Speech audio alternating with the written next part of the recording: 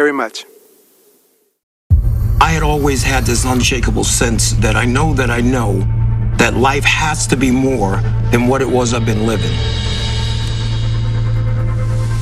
I caught my very first felony conviction at 16 years old, and that type of behavior had led me into more and more arrests, getting in trouble until the age of 37 years old.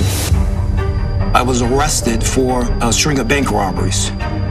And based off of my criminal history, there is a potential that a federal judge can sentence me up to 23 years in a maximum security United States federal penitentiary.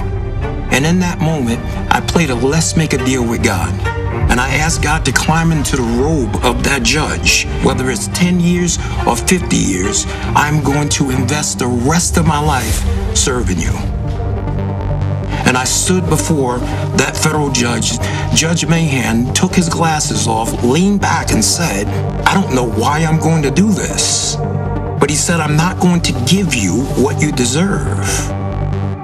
Then he gave me a lesser sentence.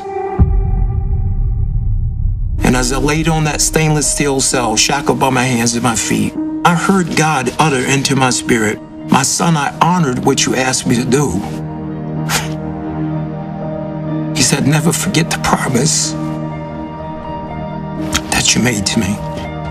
And ever since that day, I got up off that floor and my life went in a 180-degree turn in the other direction. When Jon got that sentence, I just shook my head. I said, wow, Jon, you are destined for bigger things than prison. My name is Richard Beasley. I was an FBI special agent for about 25 and a half years.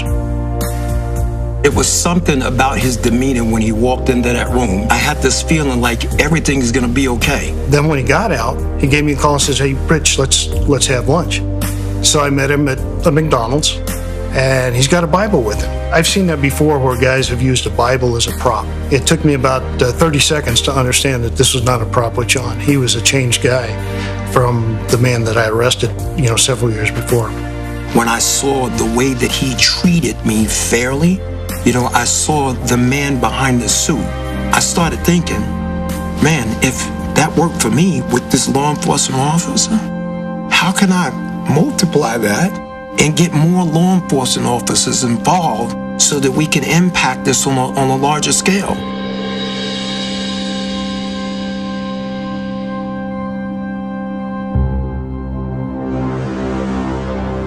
President Trump, he had made a bunch of promises. Let me just be transparent. When he first started talking about the things he was going to do, I'm sitting there going, wait a minute here. I mean, is he serious? Because everything that he was saying that he wanted to do was the stuff that needs to be done. And before he walked out that meeting that day, I promised I'll make it out there to come speak at one of your graduations. I heard that they were phenomenal. When he stood there in that graduation and he went out of his way to shake the hand of every one of those 29 graduates, set them on a whole nother vista of life because they had the office of the President of the United States. The promises that he made was promises that he kept. 2 years ago, I was honored to tell Jon Ponder's story of transformation in the Rose Garden on the National Day of Prayer. Today, I'm thrilled to welcome him back to the White House. Jon's life is a beautiful testament to the power of redemption. Jon grew up without his father. As he tells it, my mother was strong, but she wasn't able to keep us out of the gangs and off of the streets, and they were violent streets. At the age of 38, he was arrested for bank robbery. While Jon was in prison, he began reading the Bible and listening to Christian radio. One day he heard Reverend Billy Graham on the radio proclaim, Jesus wants to be Lord of your life. On that day, Jon dedicated his life to Christ. He spent the rest of his time in prison studying the Bible. When he was released, he heard a knock at his door. It was the officer who put him in jail, FBI Special Agent Richard Beasley, who said, I want you to know that I've been praying for you. Now, Richard and Jon are best friends, and we are grateful that Richard is here with us today. In the last 10 years since Jon was released, he has created one of the most successful reentry programs, Hope for Prisoners in Las Vegas. I was glad to speak there earlier this year. As Jon says, Hope for Prisoners is a movement that began as a dream in a tiny prison cell and is now making a difference in the lives of thousands, truly bringing hope that there is an opportunity and a community that is waiting and willing to offer them a second chance.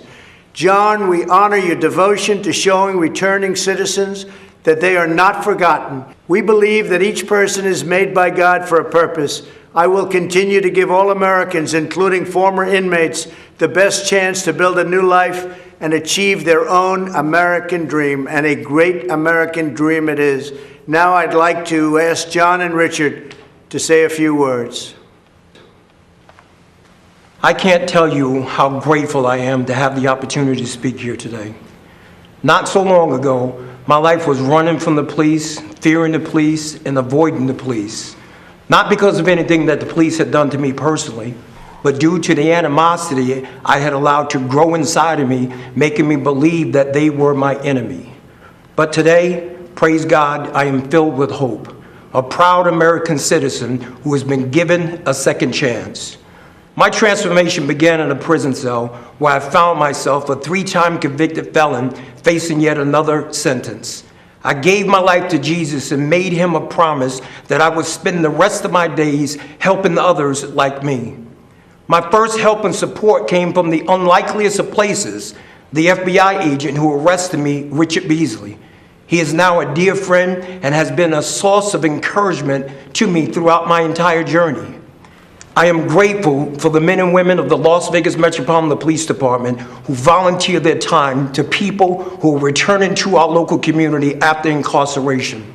These are the real-life heroes who put their lives on the line every day, armed with the promise that they made to protect and to serve, have made a tremendous impact in the lives of men and women reintegrating back into our society.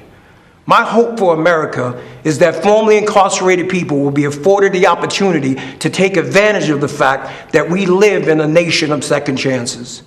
My hope for America is that law enforcement and people in the communities across our country can come together and realize that as Americans, we have more in common than we have differences.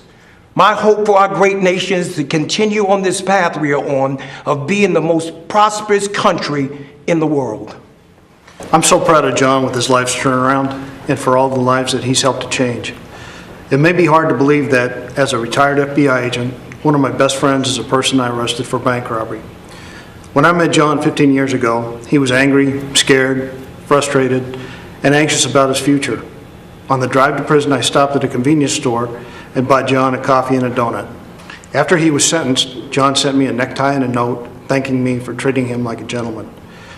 5 years later, when he got out of prison, Jon called me and wanted to meet for lunch. He was a different man. He talked about starting a reentry program for men and women coming out of prison.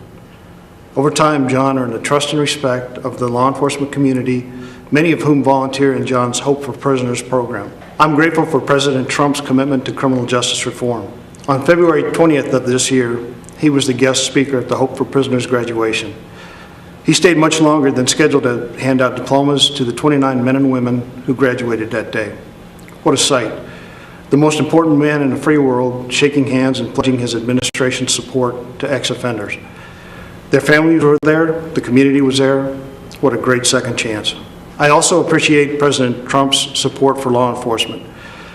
I always felt like I had strong support as an FBI agent, but there's nothing worse than knowing you're being second-guessed when you're doing your job. In certain parts of our country right now, law enforcement doesn't feel like they have the support from their local leaders. They're being painted with a broad brush, unfairly, with calls for defunding. But as President Trump knows, the overwhelming percentage of law enforcement officers are good, smart people who are doing their jobs very well. And they can change the world working with people like Jon. Thank you. So now I'd like to invite Jon's wife, Jamie, to join us as I grant Jon, I'm not sure you know this, a full pardon. So I don't know if you know that, Jamie. Come on over here. It's just an honor. And you have done incredible work. Thank you, sir. And all of Las Vegas and all of Nevada and all of every place in this country is very proud of you, the job you've done. bringing people back. And you're right, I was supposed to be there for 5 minutes. I stayed for an hour and a did. half because it was so interesting to me. Congratulations to both. Thank you, sir. Richard, thank you very much for the job you do. Thank you. It's fantastic. Thank you.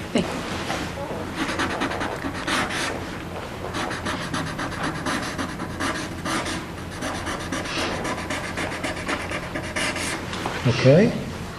I think I'll give it to Jamie. What do you think?